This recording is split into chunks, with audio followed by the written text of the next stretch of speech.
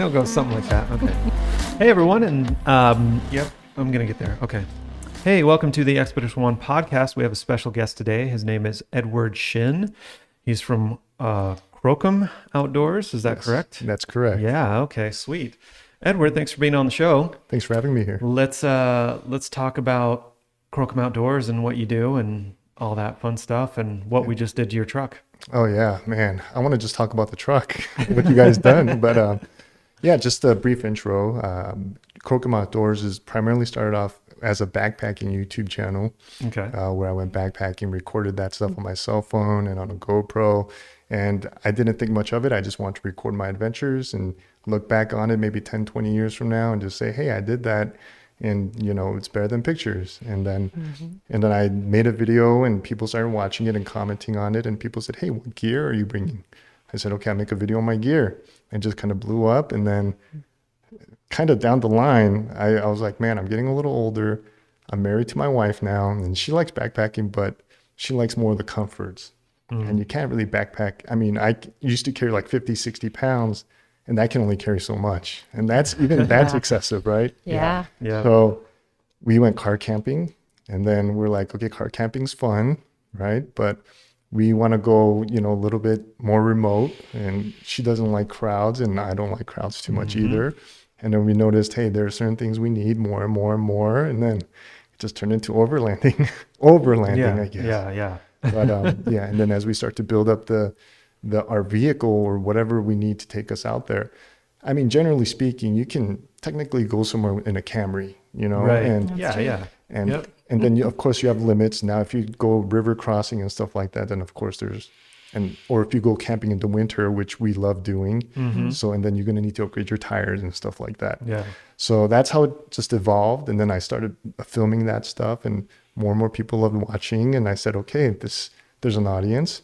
I'm serving the people who are watching, and it's great. Nice. And then, yeah, so I had a Tundra before this, and on my video, when I was interviewing you, I told you that I knew about Expedition One because I wanted a swing out for my Tundra. Yeah. All right. And everyone in the Tundra community that I talked to wanted one of those things, and they love it, right? So a friend of mine has it too. So I was like, okay, this is on my list. I got everything I want on the Tundra. I even have a hitch-mounted swing out, which I want to change. And then actually what ended up happening was a few months before I was actually going to like try to pull the trigger and order from the website and all that, I was doing a commercial shoot with Benchmade Knives. Excuse me. So when we did the shoot, there was a scene where I was driving down the forest with the truck, and there was a kind of a turn. And we did that take like 10, 15 times, it feels like. They say, okay, let's do one more. And I will take It's always on that last take. It is always on that. It was the last and final take for that Tundra. And they said, and it was all my fault. Okay. Just that's the disclosure, full disclosure. They said, hey, if you feel comfortable going down this road again on that turn a little bit faster for the shot. And I mean, the production was ridiculous. They had we were in the middle of the forest and they had wired up these cameras on a cable that kind of follows the truck and locks and all that stuff. Yeah. And it was high end, all this crazy stuff. So there was like 15 guys just like waiting around that bend. And they said, okay, with the walkie-talkie, they said, okay, if you feel comfortable, you can do it. And I said, I can do it. I'm going to give it a shot. And of course, maybe it's too much pride and ego and all that stuff. And that just kind of blinded me. And I was driving down. I was like, okay, I'm going to make a couple of miles a little bit faster, make this really cool, kicked up some dust as I turned. And as I was turning, I must have caught a slippery gravel patch or something, because that turn ended up, I understeered way more than I wanted to, or that was typical than the other 10 takes, right? So it ended up, there was a tree over there that I thought I was able to kind of miss, but ended up getting my right passenger fender side. Oh, wow. And I thought it was just going to be a matter of replacing the fender because it didn't seem too bad. The lights went out, the lights were broken, and it was just a fender. But, you know, the body shop said, hey, there's a fracture in your frame. Oh, dang. So it's a total. So the crazy thing was that happened right around the time where the used car values were going up. So my insurance actually ended up paying me more than what I paid for the car. Wow. Brand new. Yeah. Which was ridiculous. That Yeah. is So crazy. yeah, and then that ended up going to the Ram. And then Great. and I did a lot of research. I was like, okay, I want to get another Tundra, but there's none on the market right now at that time. So I said, okay. And then the next thing was the Ram, and I researched it. It was reliable for the, relatively truck. speaking. Yeah, Yeah. they're great. And I haven't had any issues with it so far. So I started building it up. And if you see my Tundra and my Ram, you'll notice a lot of similarities down to wrap color because Oh, really? I wanted to Yeah. build it up very similar. So I built it up back again. And then I was like, okay, now it's time. When I had the swing out again on there, I was like, I can barely fit in my garage. It's too long. And when I'm in the trail and I'm looking at the rear cam and I'm on some washboard, just kind of flailing around. And I'm like, man, I need to get this Expedition 1 swing out. Nice. And then that's when I reached out to Expedition 1 and I said, fingers crossed, I want to benefit you guys, build up the Ram and do something. And lo and behold, I got super lucky and I'm grateful that I am here right now with freaking badass Ram Rebel out in your garage. Looks Yeah, good. no, it looks really good. Yeah. And very, I think it turned out really good. Yeah. I like the colors, by the way. I think your Yeah. color pick wrap, right? Yes. Which that kind of surprised me. Originally, when I was looking at it, like it was textured, and I was like, is that kind of like some kind of armor lining or something? And but then when those guys told me it was a wrap, I was pretty impressed. I'd never seen a wrap like that. So Yeah. Well, when I had my Looks good. Tundra, I had a wrap just like that, but it was matte green. It was a little bit darker green. But what I noticed is when I get pinstripes on the trails, the pinstripes are way more prominent. Like you can tell on the Ram that there's pinstriping, but on the Tundra, it was way more noticeable. So this time around, I said, hey, I want something that's a little bit more durable, I guess. And it hides the pinstriping a little better. So when I did some research, Avery Dennison has a line called the rugged line. So it's supposed to be a little bit more durable. Okay. So that's what I put on there. That's nice. nice. That Yeah, helps. it looks really Thank you. good. It looks good. Yeah. Thank No, you. that's cool. That's a cool setup. We're glad that you picked us. You know what I mean? Oh man, And glad that you're happy with it. You seem to be happy with it. So more than excited. I mean, I'm actually, when I first saw it being done, in the process, it's one thing, but when it's done, and I was like walking around it, I didn't know what to say. I was just like, all I could say was it's beautiful. Yeah. I don't even know if that's even justifying what it actually looks like in person, And but I'm super stoked. Yeah, I'm glad you like it. Well, let's talk a little more about. So, you kind of told us how Krokem got started, right? So, how many years have you been doing that? So I haven't made videos seriously. It was just like hobby, and it's Right, still yeah, a yeah. hobby. I have a 9-to-5 job. I work in the mortgage lending industry as Okay. an underwriter. Okay. Oh, okay. But yeah, so this is like a hobby, but it was about maybe 3 or 4 years, starting in like 2016, where I just did like backpacking loosely, just whenever I felt like it was convenient, put videos out.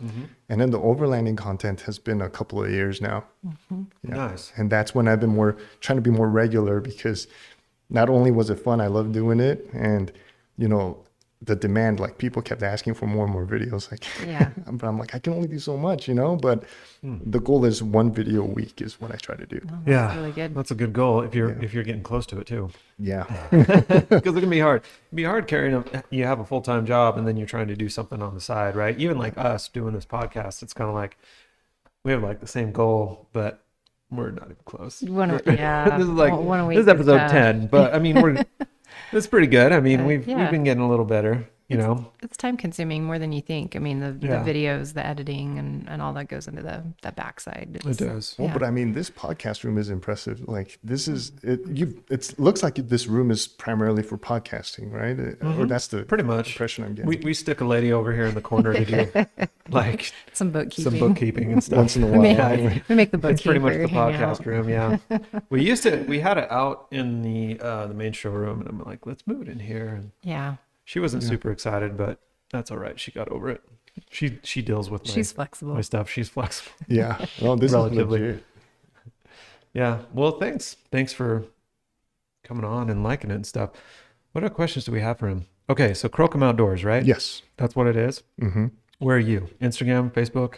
I'm on Instagram and YouTube for Not my Facebook. content. Okay. I do have a Facebook channel, but I don't really Go too far. No. Yeah. I mean, I do have it to give my Facebook followers notification when a video is released on okay. YouTube. Yeah. And people will watch it through there. But I can, my plate, I can only juggle so many. Yeah, makes sense. Mostly Facebook and Instagram then. Instagram and YouTube and YouTube. Instagram. Yeah. Sorry, not Facebook. No, see, the kids say My bad. Facebook's for old people. They do. That's what my kids tell Yeah, me. they do. So, You know what's crazy is I noticed like on YouTube, it's more of like you have your like the meat content, right? And Instagram is stuff that you can connect with your followers like instantaneously, right? So I do the Instagram stories, I do comment back on Instagram comments that people leave, and on YouTube I try to respond to comments, but it's not as quick and immediate. Right. Yeah. So Rams, I would say it's a good choice, but then here's the question: is that going to be traded out here in a couple of years for a new Tundra? That's a good question. Have you been in one? Have you driven one? Have you experienced them? I haven't, but you know what's funny is that question gets asked so much. Does it really? A lot. People are like, when the new Tundra's out, why don't you trade in the Ram? I'm like, no, once I start investing my time and energy and effort into building one, I'm going to stick to it. I would have never gotten a Ram if that Tundra didn't crash. Right. So I get that question when people ask me that. I go, I don't really know too much about it yet. I hear things. Lately, I've heard more about like the transmission and the engine issues and stuff like that. So based on that alone, that just kind of kills what Toyota's known for. Yeah, like if you want to argue why Toyota is better as a platform for overlanding than compared to any other brands or manufacturers, is that they're reliable. Now you take that away, and what happens? Do they look good, or do they have a lot of aftermarket support? That's what it comes down to when reliability starts to kind of falter. Right. But I don't know yet. I don't know. It hasn't been the new one. The new generation hasn't been around long enough. Yeah. And it's going to be a bit of wait and see on that one, because that one, I know that was a bit of a jump, particularly with having to, everything's about gas mileage now, right? So it was moving into a turbo kind of setup. Plus it's like the hybrid option is a part of it too.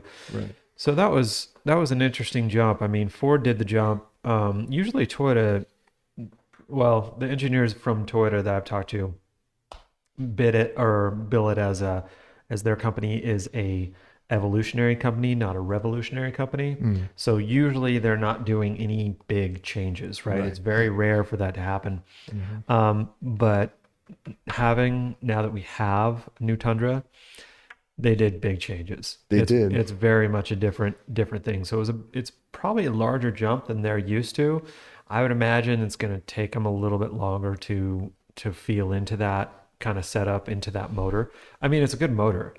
It's fast, and yeah, I haven't had any issues with ours, and maybe it's because it's a Toyota that you hear about every issue. You know what I mean? And that's the thing. It might be that one truck out of 10,000, but then that's the one that gets reverberated, and that's it. But it's at the same time, if you're having a good time with it. But what they say is new generation comes out. The first year is always the year where they're working out the kinks. Exactly. Yeah. Exactly. But at the same time, might not have many kinks. You just never know. But I trust Toyota. You're right. What you said about earlier is even not just the trucks, even the cars and the coupes and the sedans, like they're kind of behind. And, people have those things like the interior's old and all that stuff. But but it's because I think it's because it works, right? Yeah. That's it's exactly functional. what it is. It's functional. And I think that's what, that brand is like. And that's why they built up that reputation for reliability. It's because they don't fix something that's not broken. Exactly. That's exactly how they do it, man. Toyota is I'm impressed with Toyota. They're probably one of my favorite, if not my favorite, companies. But I would say, Ram's right up there with them, Jeep and Ram. For some reason, I tend to keep two vehicles, and it's Toyotas and Jeeps. For some reason, it's just what I keep and have lying around and stuff like that. But the new Tundra, I will tell you this, there I will give you a warning. If you want to avoid buying one, don't get in one. Yeah. Because when I said when they made changes, when they did, this is the most changes I've ever seen Toyota do in one big fell swoop in a truck. And I really like the interior of those, man. Yeah. They're super comfy. Haven't been in one, but I've seen the pictures and the videos. They're pretty. And they've hit it out of the park, in my opinion. Like, you know, and people ask me that, what I think about that interior. I'm like, they did a good job. Yeah. I know that some people had their reservations about the grill, right? I mean, It's what happens every time, man. They come out with something and everyone's like, that's kind of ugly. Like they did that with the Tacoma, in my opinion. You're looking at the front end of the 2016 Tacoma and I'm like, what were they thinking? Yeah. But then, you know, Forerunner then it too. kind of grows Yeah. on you. You get you know, people put lifts and tires on them. And they start driving around, and you're like, oh, that looks pretty good with those bigger tires and wheels. And then Yep. pretty soon we're doing big facelifts on them and putting bumpers on them, and they look sick, you know. So it's just getting used to that new style. I mean, I think we've all finally adapted to Chevy's new 3/4 ton, right? Yeah. I mean, right. that took a while. It looked like it was like they put the grill on upside down or something, you know, but we've all kind of accepted it. Well, I think it's just part of that design language they're trying to adopt, because if you look at Lexus, the spindle grill is like big, you know. And speaking of Huge. yeah. And Yeah. honestly, like if I could still, you know, at the time when I was looking for the replacement for the Tundra, people say, would you have waited for the new Tundra, you know, or if there was one available that I wanted, like the off-road or the TRD Pro, would I get it? I'd still get the older one for me personally, because I don't mind a few of the luxuries that are lacking for the functionality and just enjoyment of it, right? Like, so for example, we had a Kia Telluride. Oh yeah, As a family car. yeah. And it had all these cool stuff, like, you know, it had 360 camera, all that, you know, all that cool gadgets. It had so many other things, right? What we ended up doing was, it's been about maybe 4 months since we had it, and we traded it in, because before we got that car, we were looking around to trying to get a Lexus GX460. There And you then go. the dealer was like, we finally got one and it's available, brand new on the lot. The person who put in the deposit for it backed out because the person got laid off. And I told my wife, you know what? Because we know inside the GX460 right now, there's not as much, it's still outdated. That's a common thing you hear It about is. it. But I said, you know what? We're going to ride around this thing forever. We'll pass it down to our baby girl. And, you know, there's still a thing that I can't quite explain when I get into that compared to the Telluride, even though it had all these little things in there, which are supposed to make it more convenient and feeling good driving it around. I drive around the GX460 and there's just a feeling I feel more. There's more of an emotion driving around that car. So I said, you know, Katie, I'm just going to buy this one and this will be your car, but I'll drive it once in a while. And we traded in the Telluride. So that's what's in the driveway right now, back at home. Nice. Yeah. Yeah. And, you know, same Good way choice. I thought. Yeah. Yeah. We like Yeah. those too. Yeah. It's going to be with us forever. Yeah. Good cars. No, they're so good. A friend of mine rebuilds a lot of Toyotas, and he told us, like, particularly the motors in those, right? I think those have the 4.7s, right? But he's like, yeah, you get 200,000 miles on those, and they're just getting warmed up. Yeah. So, Exactly. Yeah. Yeah. Yeah. Toyota's a great company. I like agree. Toyota. What else should we talk about? Let's make this. Let's go for at least 10 more minutes. Let's go 10 more minutes. I think we can do it. What should we talk about? I like his Should we talk story about- about the evolution of, you know, into overlanding, from backpacking That to is very overlanding. interesting. Yeah. Yeah. I mean, I was that's actually thinking kind of a about cool that. story. Going, okay, so as you were talking about backpacking and 50-pound packs, I was thinking about how much my hips hurt. Yeah. So I was like, yeah, that makes a lot of sense. And yeah, I mean, I don't know. I don't think maybe it's our generation, maybe it's the younger generation. I do not want to be that dude rolling around with, when I say rolling around, I mean, I don't get how people pack such huge vehicles, right? RVing. Yeah. Once you drive down the highway here, you drive down I-15 and you pass RV spot after they're massive, right? They've got a big old American flag, everything There's like that. 5 billion. Yeah, there's RVs. so many out there. I don't get why people RV. I honestly don't get it, because it seems crowded. Yeah. And it's weird because it's almost like they do it and then they like meet their new neighbors. And I'm really probably talking about somebody's grandparents or somebody's Lots parents. of It's not my people, parents, it's totally. but they do it. You know Yeah. what I mean? And they love it. And it's nothing against them, but I just feel like our generation's a little bit not quite like that. Plus for me and I think you hit the nail on the head, it's not being around everybody. It's being out, away, and solitude and silence. And it's so nice. You know what I mean? And backpacking's one thing, but man, when it comes like, I'm only in my mid 40s, and dude, I can't even imagine doing like a 5 mile hike Yeah. with a 50-pound pack. Yeah. I mean, I did that when I was a teen and I could handle that, but now I don't think I could make it too far. Well, the thing was, even Kitty loves backpacking, but the straw that broke the camel's back was when we went to Hoenn rainforest to go backpacking. And that's just one of a few other instances where something similar has happened where I don't mind camping in any weather environment or condition, right? Whether it's raining, snowing, sunny, or whatever. Mm-hmm. So, of course, over there it rains when we go. The thing is, your pack, once your tent, your rain fly, all that starts to soak up the water. Oh, yeah. Your 50-pound pack becomes your 65-pound pack. Oh, yeah. And then you got to carry Yeah. that back out. And not only that, it just gets kind of uncomfortable and miserable. So those kind of things, when you go overlanding or car camping, it's not like that. You know, of course, you might get a little wet, but you can bring extra change of clothes. You can, Right. you know, put up an awning and stay dry. You know, so it's and those were kind of the experiences where like, you know, we prefer to do this stuff with the car a little bit more now. And you can bring more food. You don't have to worry about rationing out your meals and stuff like that. And there is an age, I think, I agree with you. And when I was younger, I didn't mind the discomforts of backpacking, but now I think overlanding has spoiled me. Yeah, it'll do it. Yeah. I was actually thinking too, when you were talking about somewhere in there, when we were talking about Toyotas, you brought up the Toyota Camry. You were like, yeah, you can go overlanding. Yeah, in a absolutely. Camry. And you really can. That's the truth of it.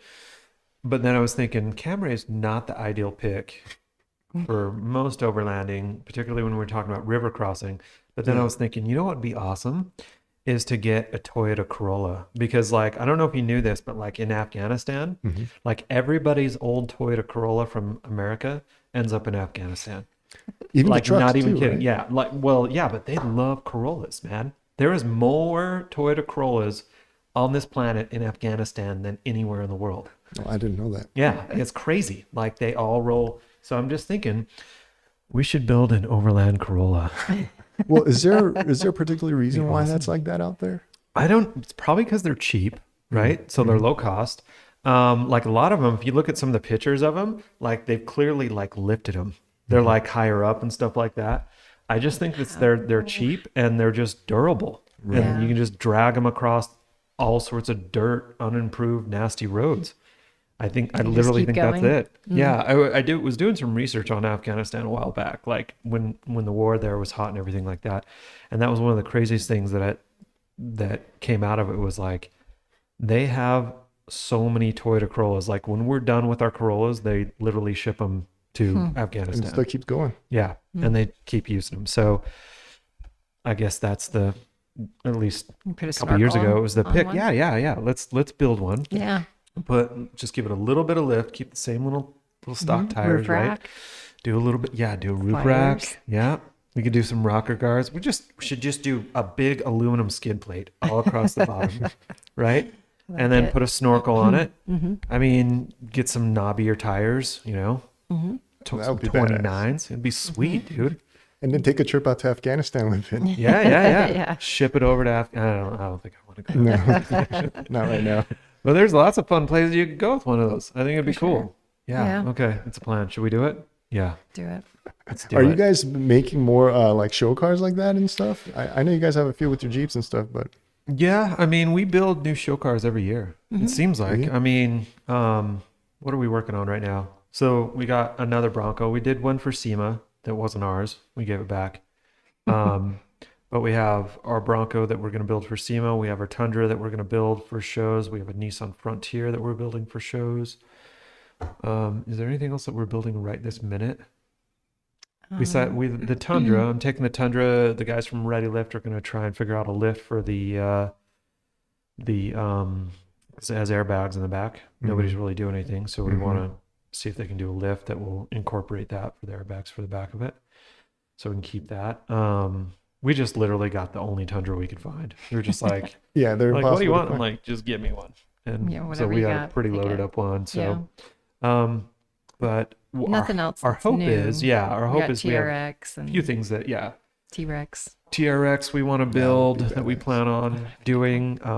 Might be doing a 392 Hemi. Nice. Jeep. JL. We think that would be fun. What I 470. really want is I want one of those in a Gladiator.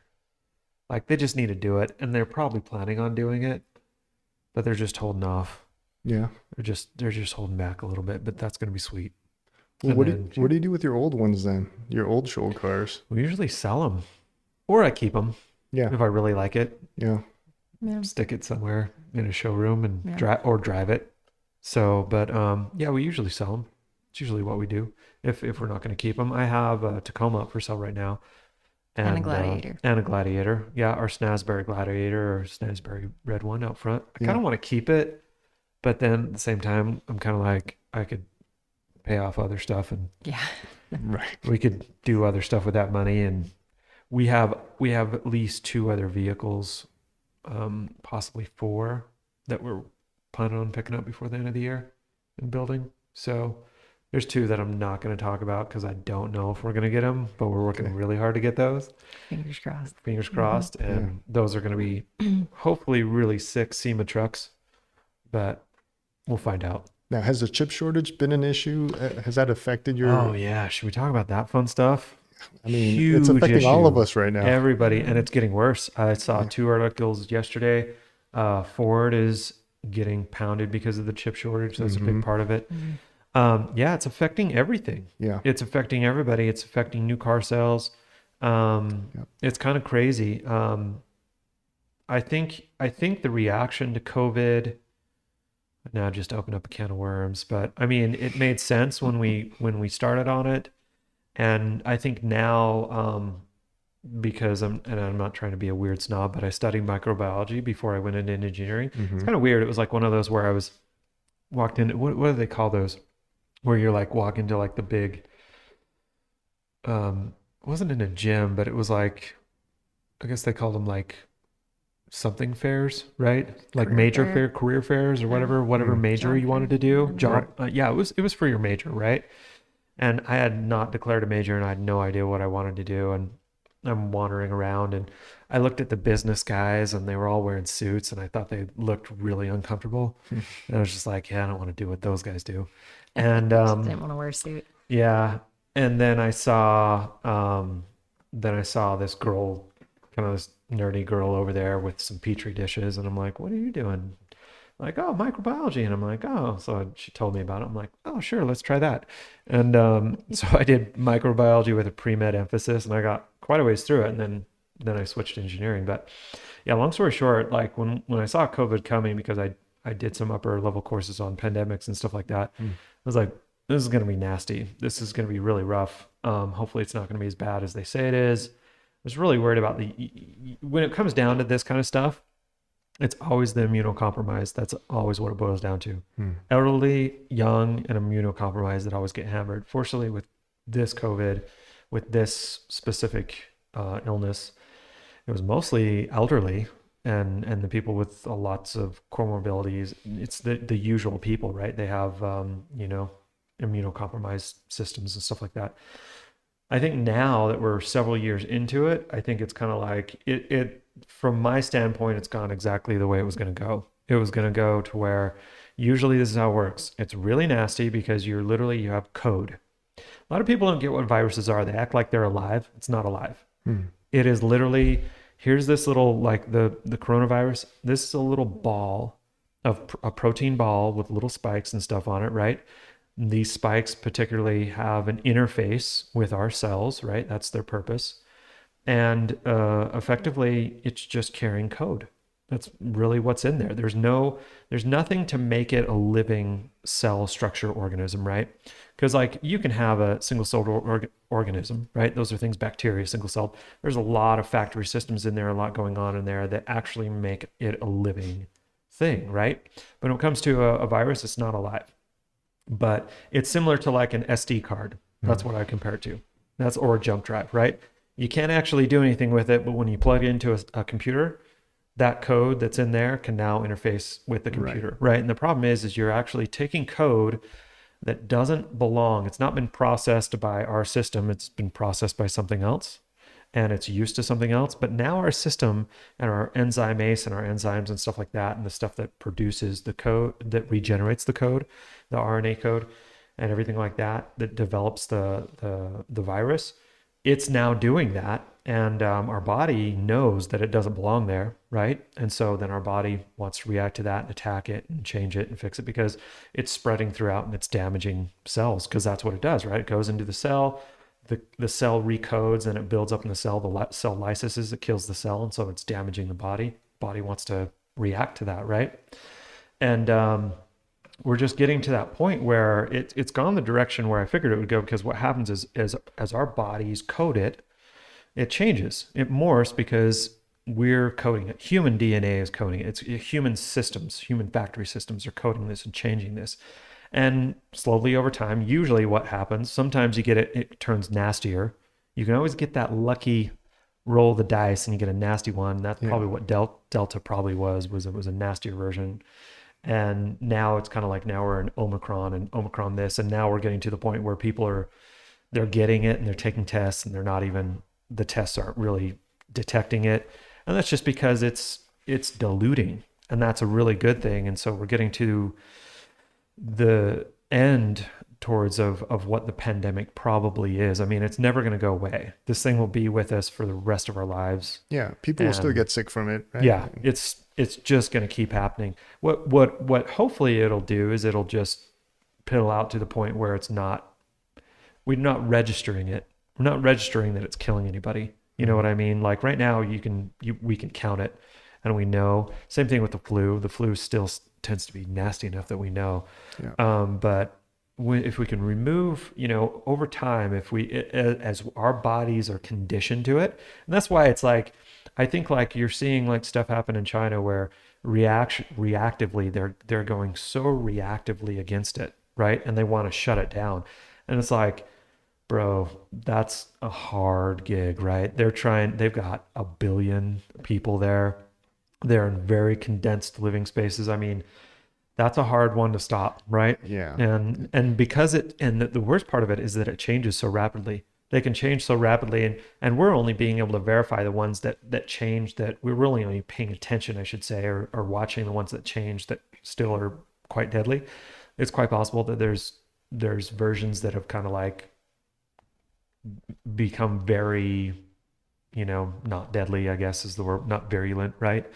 Where it's they're not really that dangerous to us. And so it's hard to say, man. I just think that like it's time to get back to living. You know what I mean? It's like I get that we've all become more aware of it, and that's a good thing. And we should all be very protective of one another. It's a smart thing. Like I think my mom might have it right now. We don't know. She took a test and she's like, I got it. And then she took another test and she's like, she doesn't have it, but she feels terrible. So, and she's in her 70s and stuff like that. So it's kind of like, yeah, she needs to be careful. And I don't want to get it. Which I could have got it already. Who knows? You know what I mean? But right. But it seems like it's heading in that direction where, I mean, Katie and I, we have a flight booked next weekend, and masks are off now, right? Masks are off. Yeah. Oh, really? On planes now? Yeah. Right. It's just the hard part is that it's happening in the US. I think we're doing a pretty good job. I would say overall reactionary, US had a pretty balanced approach. Some places went a little depending whack. on where you were, probably. Utah was awesome. I thought Utah was great. It was like, we were very balanced in my opinion. Was it true Idaho didn't even have a mask mandate?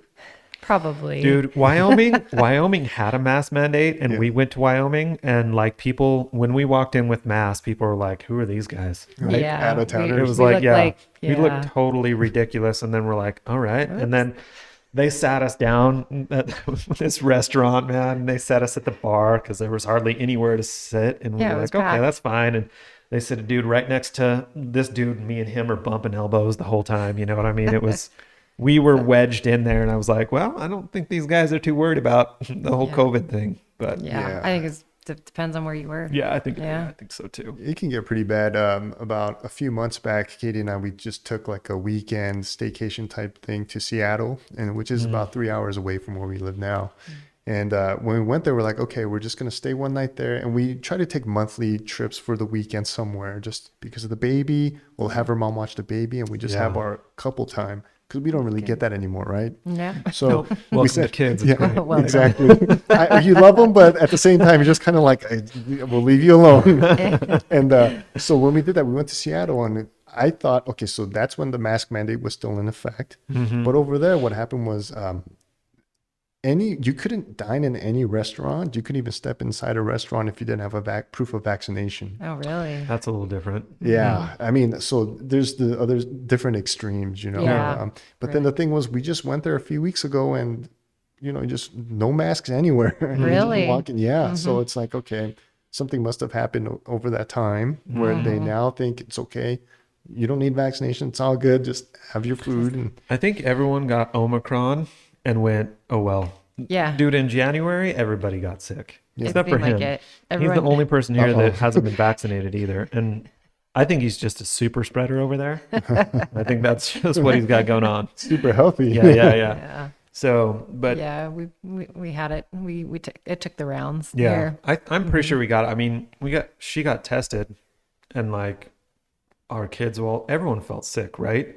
We were all sick with Just a something. cold. But she gets, Yeah. but Like a gnarly cold. got Yeah. tested and came back not Negative. but I'm I'm like, like, nah, that's there's weird. no way. Well, here's There's some no way. here's some info for you guys. Some info. So, and I wasn't going to reveal it until my video. I don't know when this podcast is going to come out, but so I've been constantly getting contacted by people like, why aren't you making videos right now? Your last time video has been this and that. And so my video was going to be an explanation video, about what happened.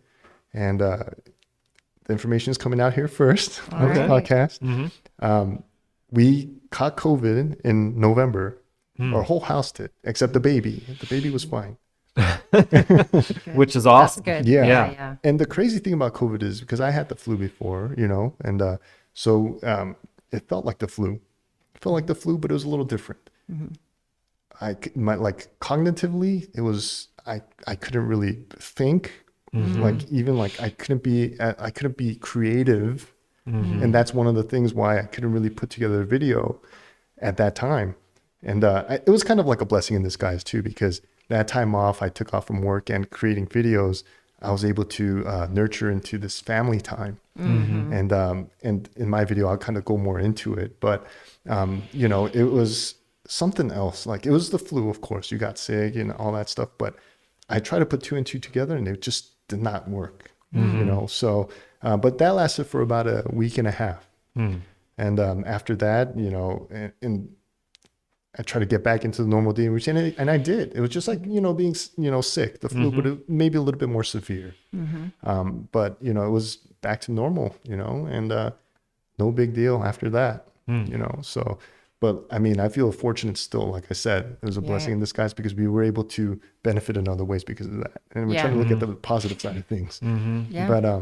But yeah, now it's like, now I'm ready, and I posted sneak peeks on my Instagram, being here and stuff, and getting all these messages, even on my most recent Instagram post, I don't know how many messages I received from there. Like, when are you making videos again? I'm like, Wow. I'm back. I'm ready. I feel creative again. And this right here is what's given me the inspiration and juices being here with you guys right now too, Awesome. Awesome. and this build Yeah. and everything. So, you guys, a big catalyst for that.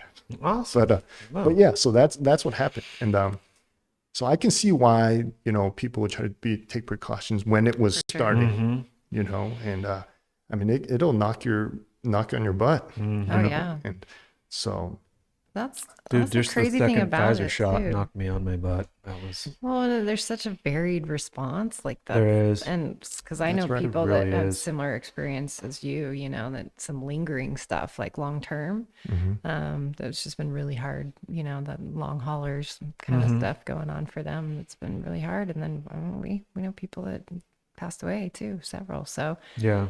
it's just kind of that variation of how different people can be affected. And Yeah. was, I think, one of the scary parts. So I totally, see why people felt that way. I think, and we'll see the lingering, we're feeling, I mean, to bring it all back around, like with the chip shortage and stuff, those are the results of what COVID's doing and what You know, that's the hard part. I mean, China tried a very intense lockdown structure, and I was more like, we should just go Sweden style and let's just get this party over with. You know what I mean? Yeah. Let's see if we can burn through it in the summertime, because once it hits winter, it's going to get nasty. But I mean, they're coming into summer. Fortunately, we're all coming into summer. Everyone's vitamin D is going to go up, unless you're in the southern part of the hemisphere. Maybe it's going to be a different story for those Aussies.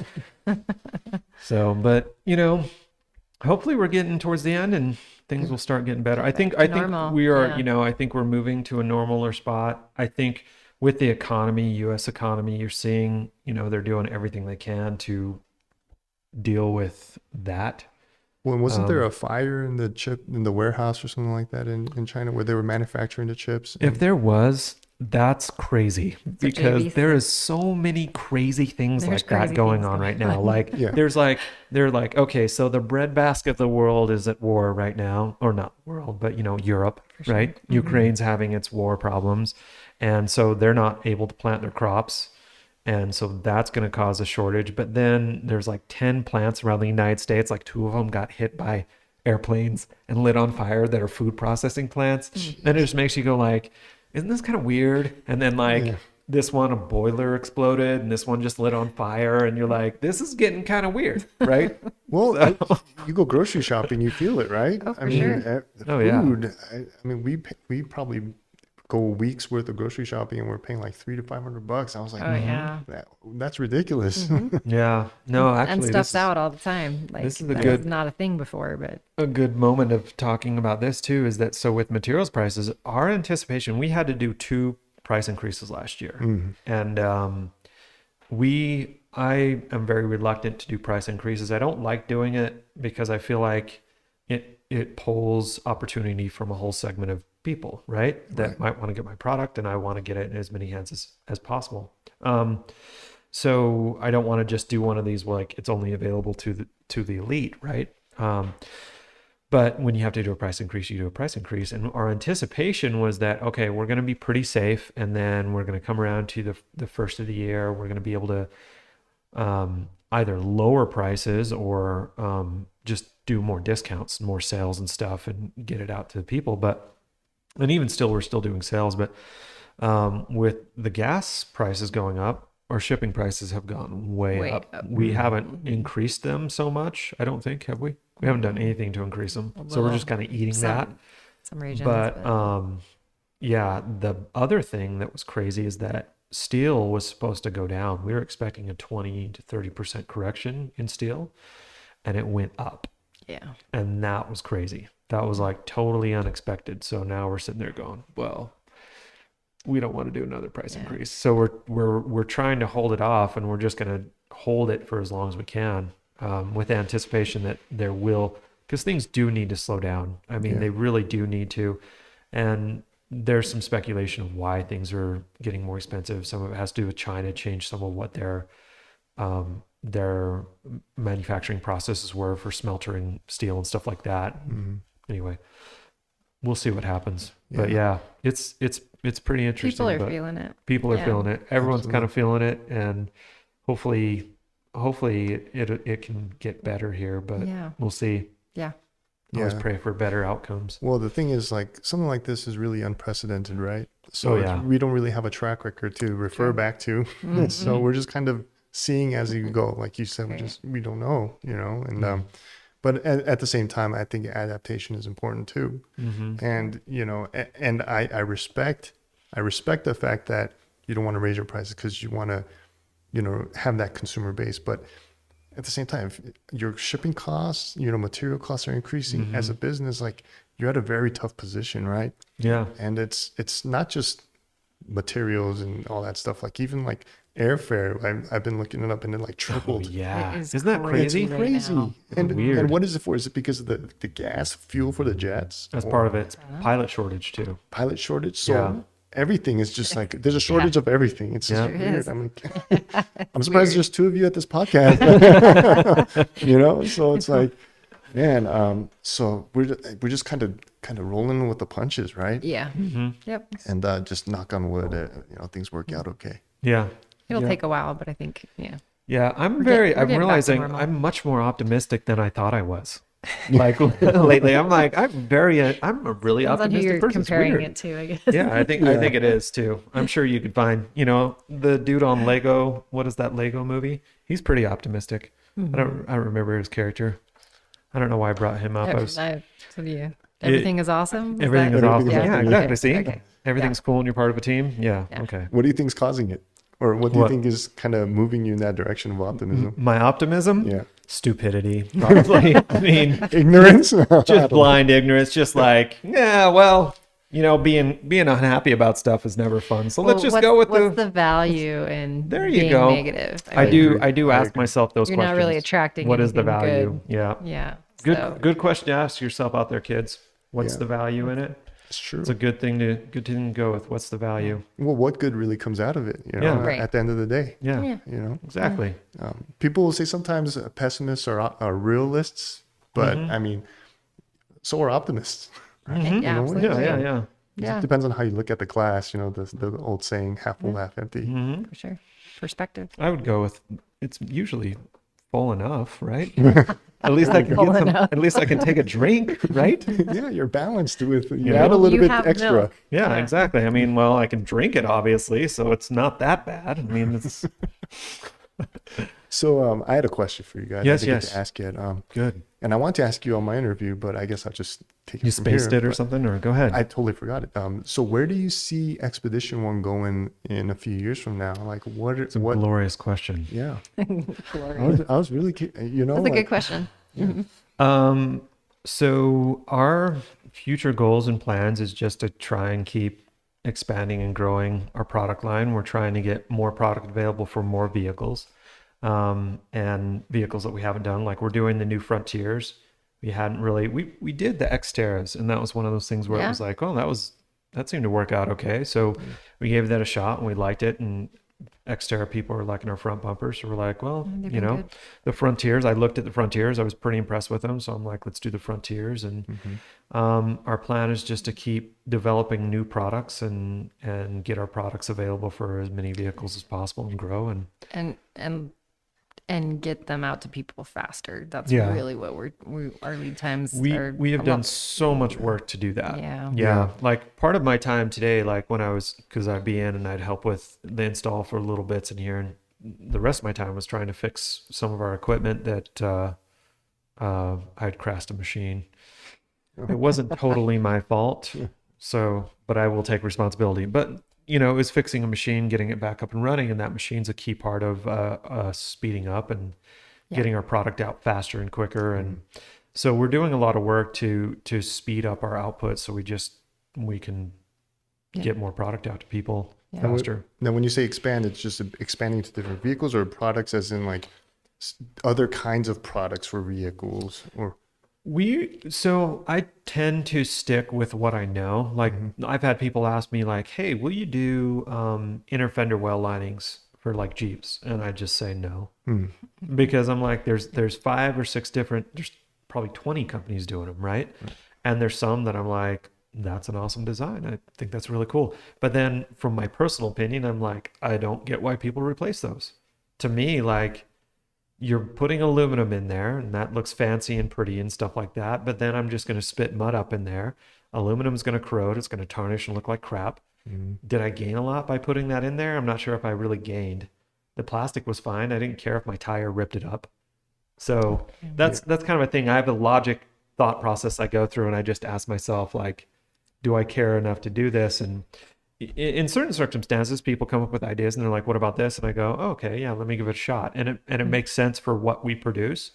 But in other senses, I'm just like, I'm going to stick with what we know. I know something that we will be doing, or like we haven't done rocker guards for full sizes. We're going to be doing rocker guards for full sizes. That's going to start happening. Another thing, I don't want to give too much away, but we are going to start doing kind of some hybrid brush guard type things. hybrid as a material. Hybrid as in it'll be like tubular mixed with steel, so they'll be multifunction kind of things, but more of a tubular style brush guard type thing rather than a full bumper replacement. And so, so all your right now, what you utilize is mostly steel for your, Yeah, okay. Is there a specific reason for that, or there's a great reason, yeah, and which is I'll share with you. yeah, So for us, for me, this is how this works. Okay, so I think steel is one of the best materials ever conceived by mankind. Aluminum is a great material too. It's amazing. If I wanted to build an airplane, it's going to be made out of aluminum and carbon fiber and titanium. But the reason why, so I'll give you a few reasons why. So first of all, when it comes to aluminum is 1/3 the weight of steel. So a lot lighter, but it's also 1/3 the strength of steel. So if I want to make a bumper out of aluminum and I'm going to properly make it strong, I need to increase the thickness of my materials everywhere, and I need to make it more robust. Okay. Aluminum is also harder to work with as far as the welding process can be a little bit more taxing, a little more, and as far as making welds pretty, it's a little harder. You have to do a little bit more work to make a pretty weld.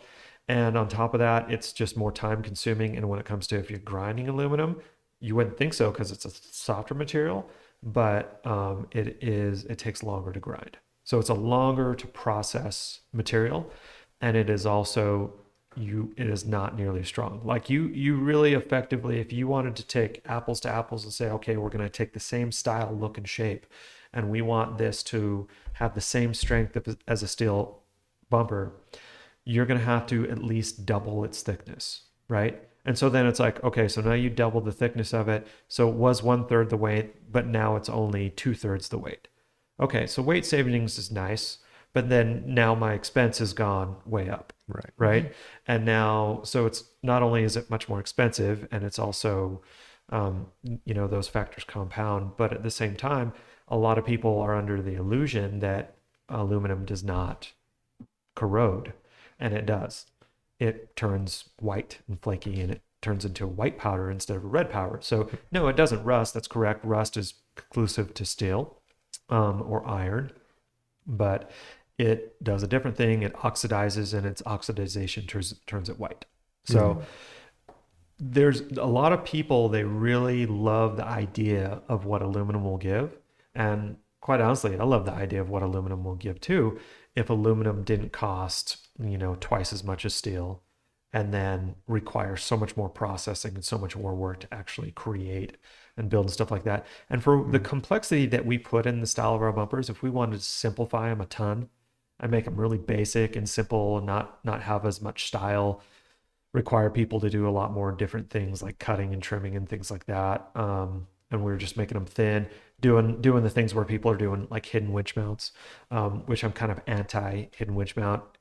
Like the one on yours, it's relatively hidden, except for I have like a window where you can see the cable spool. Yeah. And you really need that, because you've got to be able to, if you're really going to do recovery and you're really going to do this stuff, you need to be able to manage your cable. Right. If you don't properly manage your cable, your cable can blow your bumper and winch apart. Right. And put you in a mess. And that's one of the key facts, is that our products are designed for mounting a winch for the most part, and for recovery. That's which is why that people steel is superior for they that want scenario. light bumpers. That's right. Yeah. I'm open to doing all sorts of things, right? But it's like, just with what we have, with our time, with our capabilities, and with the demand point, we've talked about doing bumpers that are more flashy and stuff like that, but it's just kind of not Expedition 1, The name kind of says it all. Like, the point is to really have that brand that's about getting out there, that's about experiencing the outdoors and the world. And even if it is in a Toyota Corolla or a Camry, you know what I mean? Yeah. Even though not a lot of aftermarket needs for those vehicles particularly, but I mean, we want people to, the key is for people to be able to go out there to experience it, but also get home safely, and to have that added peace of mind and reliability to get them home. Yeah. So, and I told you earlier too, like, it's a good balance of function and form. And, people who follow my channel know that I don't like to sugarcoat stuff, right? Like, and it's true, because there are some nice looking bumpers out there, and I'll admit they look really nice. But if you were to get into a situation where you actually needed the bumper to be functional, you're going to actually be in a worse off situation in terms of cost and even trying to get out of that situation. So, and that's what I noticed about this bumper that's on the Ram. It's a great balance. You know, it looks great. Man, I'm still blown away by it, but it's functional. Like the strap hoops that you have in the front bumper, as well as the circuit for the rings and the hooks, the D-rings, and they're solid. They're in place, and you have extra reinforcements in the frame of the truck too, right? You added mounts like that. I mean, that's great. You know, anyone who's looking for something that's functional and reliable in that aspect, and it'll do the job but still look good. I mean, where else can they really look? Well, thanks for saying that's that. just my personal opinion. But I like your opinion. It's a good. Yeah, I'm a fan. So, yeah, no, we do our best to build the best product we can. Yeah. So that's what we're about. And yeah, I mean, I founded it, and with I pulled my dad in. I should have my dad on podcast. Yeah, it'd be fun.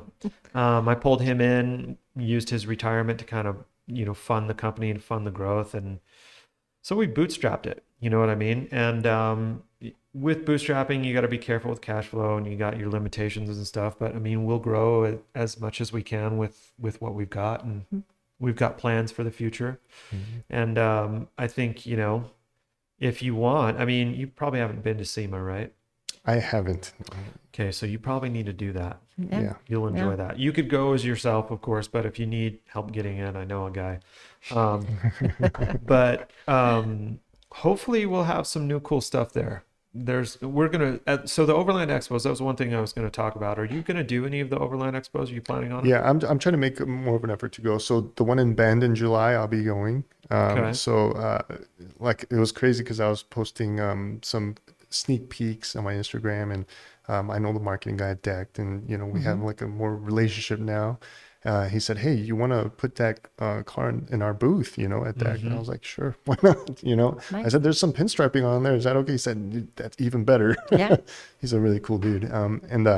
So yeah, I'll be there, and I want to go to more, and I'm trying to free up some time to do that. And I was actually wanting to go to Flagstaff because I haven't been, and like the Overland Rally and like Leavenworth, I hear all the stories about. I wanted to attend that, and I'm gonna try to make more of an effort to go to those shows. Yeah. And actually, my viewers ask me to go to those shows because they want to talk about the truck, not me. Want to chat with you. More of the truck rather than me, but it's okay that I asked for it. Well, that's good. No, I mean, I think I asked just because, I mean, we're going to be introducing a lot of new product as we go to these shows. The Bend stuff, we'll probably have some new product, and then when we're coming around to SEMA, we'll have new product and a lot of new stuff we're going to bring out this year. So we're pretty excited. Any like hints? I kind of hinted at the Frontier a little bit. Yeah, you pretty much put that one out there. Yeah, that one's gonna be cool. I think the Frontier, I'm actually really impressed with the Frontier, the new one they've got. We just got it lifted, the one that we have, and we're gonna start I got the rocker guards in development, and we're gonna start doing a lot more stuff. But beyond that, I'm trying to think how much I wanna. So I would just expect, hopefully, if all goes well, we will have a full-size, very large SUV, and it will be really big and awesome and beautiful. That's the plan. That will hopefully be in our booth. But then there's a few other things that we're working on with indirectly with some OEMs through people that hopefully I'm going to be bringing in a new SUV here pretty soon, probably next month. And I'm going to be ripping it apart and scanning the whole thing. And hopefully that one ends up at SEMA. That's the idea. It's not like guaranteed, but it wouldn't be in our booth. It would be in their booth. But hopefully it has our stuff on it. That isn't guaranteed either, but we got some stuff in the works. You had one, this past one on a Tacoma, right? At SEMA? Did we have a Tacoma at SEMA? Or was it a Tundra? I think it was a Toyota. Yeah. In the Toyota booth. Yeah. Oh, yeah. Yeah, the That's Overland right. build. Yeah, that was a that Tacoma. That was right. Yeah, yeah, we had it one. was. That's true. Yep, we did. Yep. Yeah. That was We actually kind of kind had of the a back cool. end of the vehicle. ARB had the front end, and Yeah, it was we had kind the of a skid split. plates. Yeah, split little thing. It was actually really cool because we didn't know the extent of the whole presentation that they were going to do with that Tacoma. So we caught We it. had and no We idea. actually just That happened to was stop awesome. by at the right It was time. one of those where we were just like we were Glad we wandering didn't miss around. that. We had to go. We did the truck show podcast real quick, and like, what should we do? And we're like, oh, Toyota is doing a press event here pretty soon. We're like, oh, like 10 minutes. Well, let's walk over there. So we walked over there. And we're like, oh, they got everything roped off. This is kind of cool. There's trucks with There's sheets cars on them. under I'm like, sheets. I wonder Where's the truck I we wonder where the built? truck Oh. we were part of. Wonder where it is. And I'm like, oh, I think it's in front of us. And then There's a whole this unveil whole thing. That big was, like, event really cool. happens. Everyone unveils it and they're pulling sheets off. And I'm like, wow, this is pretty cool. Yeah. They're talking about That our was stuff. neat. I was like, oh, that was neat. Yeah. So that's cool. we had our bumpers on our rear bumper on Kevin Costner's truck too. His Tundra, And- which oh, was yeah. in the, was it a year before? It was Or maybe I think it was 2 months years before. Yeah, it was it's before like- it was before COVID yeah. killed, Right. got all rampant. But yeah, that one was cool. That was one I wasn't too sure about it. That was funny because it was like somebody contacts us and they're like, hey, we're building this truck for Kevin Costner and it's going to be in Toyota's booth. And we're like, And I was like, Really? whatever. And they're like, whatever, dude. This is so ridiculous. But I'm like, well, we can't really. This one's a hard one for us to verify. But okay, they're established, legitimate. We can look them up. Okay, they seem pretty legit. Okay, let's go ahead and send it to them. So yeah. we sent them bumpers, and then it was like, we should check and see if that actually happened. So we wandered down in the booth, and I'm like, oh, cool. Oh, wow, it really was for Kevin Costner. No way. Yeah, I was like, okay. I was pretty happy about that one too. Yeah. Right on. That's cool. Yeah, it's interesting how sometimes that stuff plays through, but Mm-hmm. yeah, that was cool. So there's our lull. Should we end it? Should we keep talking? What do you want to do? I'm We've just been with going the an flow. hour here, man. So that's pretty Has good. it been an That's hour pretty already? It's an impressive. hour, yeah. Holy Podcasts are smokes. pretty good. What are you doing? Are you like sleeping are you camping tonight? What are you doing? Yeah, I'm at Hoteling it? this cabin up. Let me look up the name, but it's pretty cool. It's about 20 Nice. minutes northeast of here, past Eden. Oh, in the valley. Yeah. We call it the valley. The Hunter valley, Which is yeah. weird because Yeah. it's like up in the mountains. Yeah. I don't Right. know why we call it the valley. It's a nice area. So what I was actually initially planning to do was I was going to do like a video of me sleeping and camping on the way here, and then after the build, sleeping and Right, camping on the way right. back. But I was like, I didn't get that much time off of work. And then honestly, when it really comes down to it, like when you go camping, you don't sleep as well as when you're on a bed, So I was like, Yeah. Not at all. and I didn't want to be like 50% functional during this, build and filming. So I said, okay. And plus my drive was 12 hours each way. Yeah. So I Yeah. said, if I decide to do it in one day, which I'm planning to do. Mm-hmm. So I said, okay, I'm just going to gun it there, sleep, do the build, go back to the hotel, sleep, and leave early tomorrow morning because I miss my wife and baby. Yeah. Yeah. Very And, wise. And just do that. So I'm staying there for 2 nights. So after this, I'm going to go back there, sleep, just relax. And then tomorrow morning, early morning, head out. And hopefully, I'll maybe go a little bit faster and get there in 11 hours. Yeah. And Well, then the It's a time difference. drive. Oh, Yeah. yeah, it is. But I would say be safe on your travels. Thank you. It's Yeah. great having you here. Nice meeting you. Great meeting you. Likewise. Hope to see you at more shows and stuff like that. I mean, Absolutely. it's maybe I don't know. Maybe we try and get out here and there, but it's very rare. But we would like to we'd like to do more stuff like that. I mean, what we're planning on doing with Ben is at the Ben show we're gonna go to the show, but then I think we're gonna explore the coast a little bit. Mm-hmm. One Well, of- it's beautiful. Yeah. It is, man. I mean, Oregon is really, I'd never really been there. I think I went there when I was a little kid. And so it was really neat to go there. We went there with a friend of mine, with a crew of people. And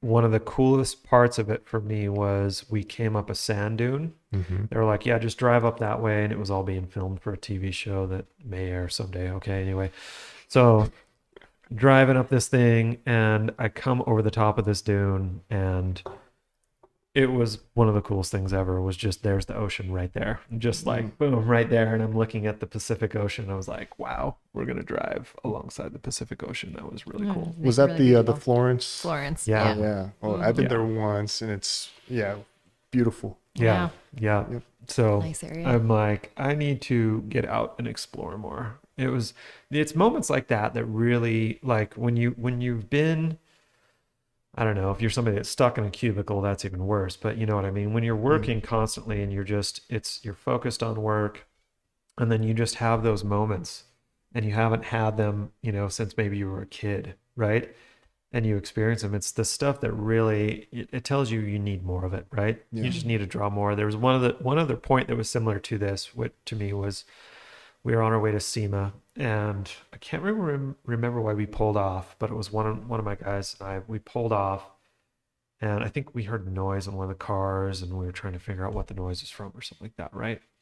And we pull off and we get off the side of the road, and we're on I-15 in the middle of Utah, but no city around at all, just off of a ranch exit.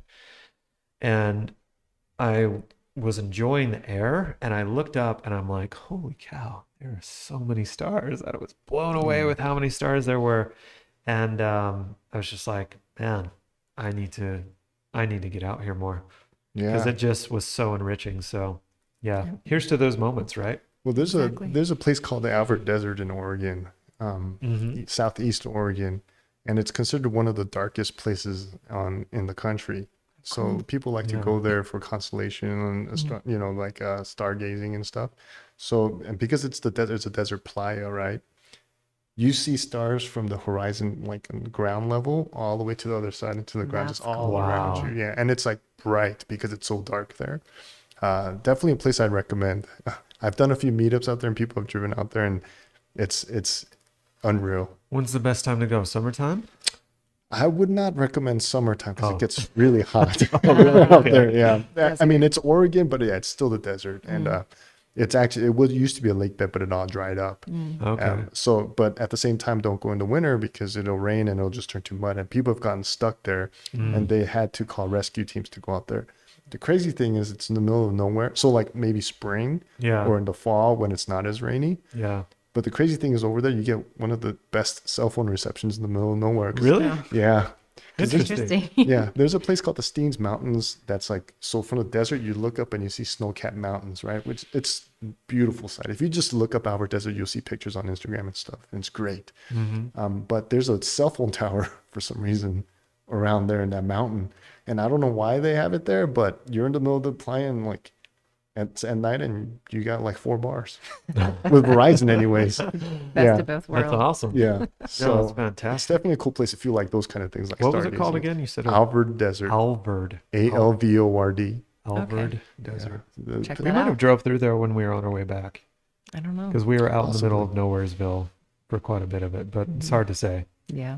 So There's a lot of that in Oregon. I was gonna say. yeah. But Yeah, Oregon's pretty. Eastern It's a side. cool. It was. I think I've been there when I was a kid, because I remember going to the Fred Meyer Inn when I was really little, and there was this guy there that I was like, "That's a really unique guy," and he is unique. When I was probably like 6 years old, and I thought he was I was probably 5 years old, 4 years old. And I just thought, this guy's a really neat, interesting guy. And now I'm older, and I know I think he's autistic, right? Oh, okay. But when we went there to Medford, we went to that Fred Meyer, and I'm sitting there and I'm like, it's that same guy. And it was tripping me out. And he was way older, but the guy knew everything about everything at that Fred Meyer. And I was blown away. I was like, wow, this is so crazy. That's pretty cool. And I just remember thinking, wow, that is really, this guy's been at Fred Meyer for like 30, 40 years or something. And I'm cool. sitting here seeing this guy still working. He's a super, super cool guy. Anyway, Yeah. bit of a side note, but yeah, Oregon is I think it's a beautiful, beautiful place. So I look forward to it. So if you're going to be at the Ben show, Yes. we'll see you at the Ben show. Absolutely. Yeah. I look forward to that. And that'll be cool. Yeah. So Yep. yeah. And Well- I'd be, happy to direct people, because I know people will ask questions about, the bumper and the swing out in the front and rear and all that. I'd be like, their booth is right over there. Yeah. Yeah. We're going to have quite a few cars there, right? We're going to have 3 vehicles. Will we have 3? It depends on. Are we putting stuff in Falcon? Is Falcon gone? Mhm. Yeah. I think we'll have 3 vehicles there. So Yeah. yeah. We'll have a few for sure. We'll have a few. Yeah. I'm going to make my teenage son drive to Oregon. He's going to love it. I say that he hates driving. I Yeah. don't think he likes it, but Yeah. that's what he needs to do. He needs to go on a nice, big, long drive and stay awake the whole time. So It's I'll say this, driving over here, It's brutal. it can be. It can be. There's a lot of places where it's just kind of open plains and stuff, and it's beautiful when you first encounter it, and then it gets kind of old over time. yeah, But I mean, you can listen to podcasts in the car or just listen to stereo or whatever. But as soon as I got into like Utah area, I saw the mountains and all that, and I was like, man, and I told you earlier, it's Yeah. beautiful, Yeah. But Oregon will be like that too. Leaving here, you go through the plains, and then you'll start Yeah. encountering the mountains, and then it'll get better. Yeah. Yeah. Yeah. There's a stretch through Nevada that's a little rough. I There's think on the way on our way. The roughest stretch is Wyoming. What is that? Is that I-80 through Wyoming? We were driving. We had to go pick up a Tundra for SEMA that we were building for Not SEMA. on our way to We Oregon, went and picked but- it up. It turned Yeah. into our Stormtrooper Tundra. Anyway, we're in we flew out to Denver and we're driving it home and we're in Wyoming and I'm like, oh, we should be pretty close to Utah by now, right? And I Yeah. like look down and I'm like, it's only been an hour. The most boring This stretch is of like the highway. most boring Yeah. stretch of highway on the planet. Yeah, so, that's a pretty bad one. yeah, but okay. Thanks for coming. Yeah. Yeah, thanks Yeah. for having Awesome me to have here. you. It's an Edward, honor. it's cool to have you for sure. I'm going to start following you because I want to see more stuff you're doing. Yeah, thank And you. we'll check you out. And thanks for being on the podcast. Thanks for choosing us. choosing Thank our you product. thank you for choosing me. Yeah. Or and I'm excited. I know my followers are going to be excited. It's what's funny is like, okay, so I work with other sponsors and stuff like that, Yeah. and it's tricky, right? They want to kind of have their products be seen and stuff like that, and I have different like wallet sponsors and different parts of the car and stuff like that. But the thing is, my channel is predominantly around this rig, and a lot of my shots showing the rig approaching the camera, leaving the camera, setting up camp, opening up the tailgate and all that. So it's like, and I can't wait to show all that, and Yeah. it's just elevated the aesthetics of the truck too. And I feel more confident now because I had a winch on my Tundra. The Ram, I didn't have it since I bought it. So there are times where I go out in the snow and I'm just kind of feeling like, like recovery ropes can only do so much. So, Want that added be insurance nice. right there. Yeah. Yeah. it's like a medical kit. You don't want to use it, but Right. it's good to have. Yeah. It makes the adventure more enjoyable, because with that peace of mind, it's priceless. Yeah. Exactly. Yeah. Awesome, Great. man. Yeah. Well, so- thanks for being on the show, man. Yeah. Thank Yeah. you. And maybe we can do it again sometime. Yeah. Yeah, We'll that'd keep be in great. touch. Try to make We'll it outfit your Friday. Tundra when you get one. Yeah. one day. Maybe if maybe let me crash my Ram first because a Yeah, lot of yeah. people are Yeah. expecting that right now. A lot of the Tundra Or guys. just sell it. Yeah. I don't know if I could sell. crash It's it. hard Don't for me crash to it. sell that. It's a great, man, I'll tell you, the Rams are great. We great love 'em. truck, but I don't know. They're Tundras, smooth rides. they are smooth rides. Yeah. But I'll tell you, I mean, my new favorite full size is the new Tundra. Yeah. It for sure is. So Yeah. that's why I think you'll be getting one.